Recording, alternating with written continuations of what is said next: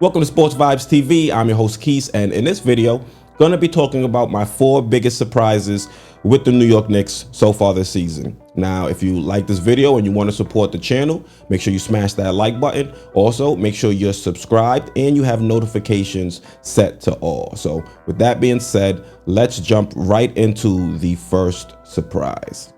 Now, the first surprise I want to talk about is Derrick Rose and his three-point shooting. Derrick Rose came over to the New York Knicks and he shot the ball very well when he was with us last season. But this season, he's taken a step up. Right now, Derrick Rose is shooting a three at 48%.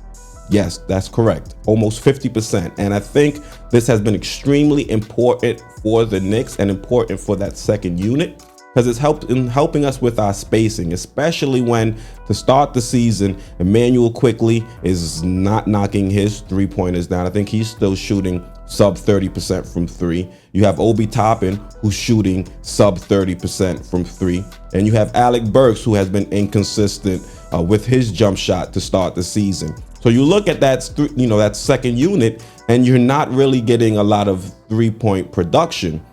And now if you look at Derrick Rose's shot chart, you can see the dark blues are shots that are locations on the court where Derrick Rose is shooting well above average, and pretty much the entire three-point line outside of the right corner, he's shooting well above league average from the three-point line. So hopefully this is something Derrick Rose can continue throughout this season. I mean, do you expect Derrick Rose to continue to shoot almost 50% from three?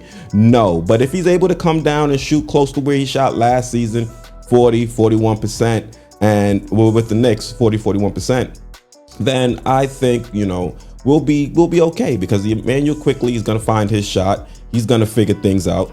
And then, Obi, he's shooting like 11-12%. He'll figure it out. And Alec Burks is looking like he's starting to get things together as well. So Derrick Rose is going to be my biggest surprise to start. And hopefully he continues to surprise us throughout the season.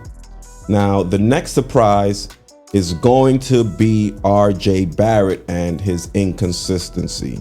I have RJ Barrett's numbers, or his averages, over the last 8 games, and I split it up. So the first 4 games were part of that stretch where he was averaging over 20 points per game. And as you can see in those 4 games, he's averaged 26.3 points per game, 3 assists per game, 6.5 rebounds per game, 51% from the field and 52% from three. Now in the 4 games, following the 4-game stretch I showed you on the left, he has scored 8 points per game, 2 assists per game, 5 rebounds per game. He's only shooting 26% from the field, and he's shooting 16% from the three-point line.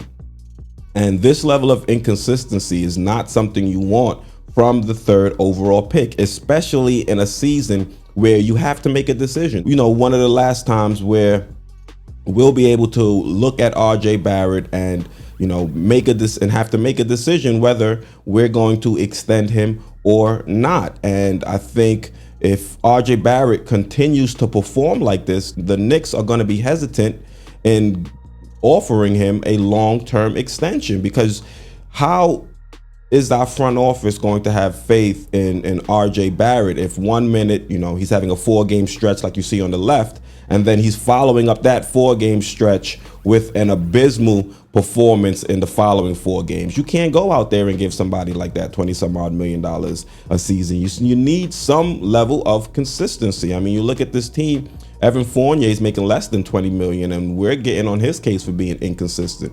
Imagine if we have to go out there and give RJ Barrett the bag to extend him, and he continues to play inconsistent like this. And these are just the offensive numbers. I think over the last 4 games, you've seen RJ Barrett's defense dip as well. So we need RJ to step up, and not only just step up, but be more consistent. This is year 3. Everything is set up for you to succeed. We added players to this roster to help make RJ Barrett's life a little bit easier. So start showing us that you have the ability to be a consistent second option. I think once we're able to see that from RJ Barrett, we can start talking long-term extensions, because I think he has it. You saw it in that 5-game stretch where he averaged over 20 points per game. He was showing signs of being that guy. We need him to get back there and stop having these inconsistent stretches throughout the season. So hopefully he's able to surprise us again and rebound and be better throughout the next portion of this season. So going to the next surprise, going to be the starters and the bench, because I don't think any one of us could have expected the starting unit to play so poorly heading into to start the season.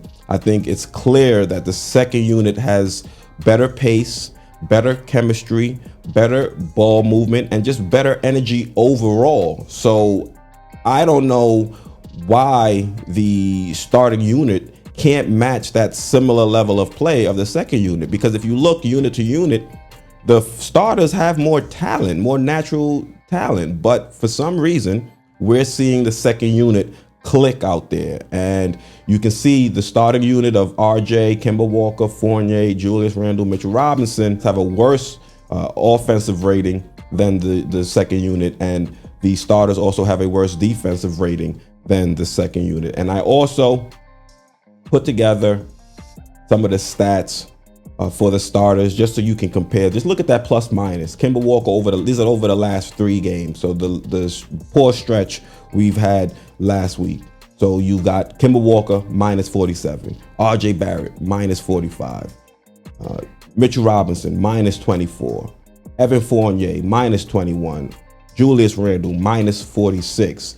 The starters have been brutal to start the season, and they've been even worse over the last week or so. If you want to have a little bit more time to read the stats, feel free to pause the video at any time and just look over the numbers. Now I'm going to look at it's like night and day when you look at the starters versus the second unit. Look at the second unit.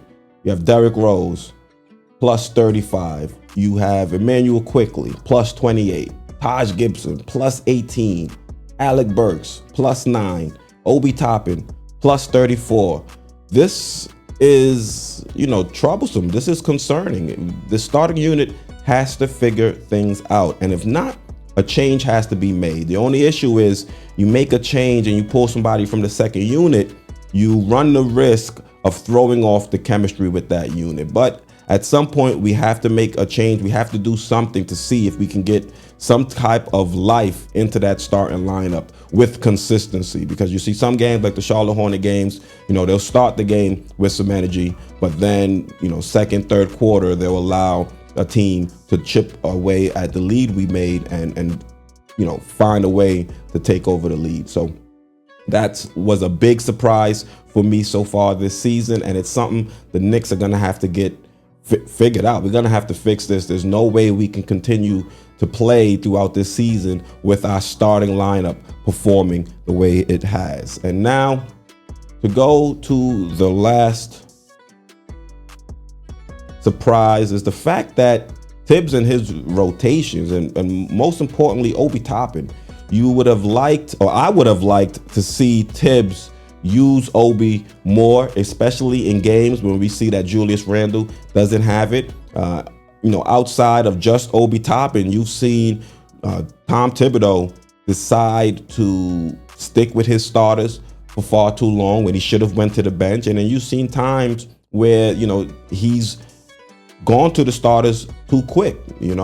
For example, once again, that Hornets game, he probably should not have went to the starters so early in that fourth quarter. Should allow the bench mob to continue to fight out there on the court.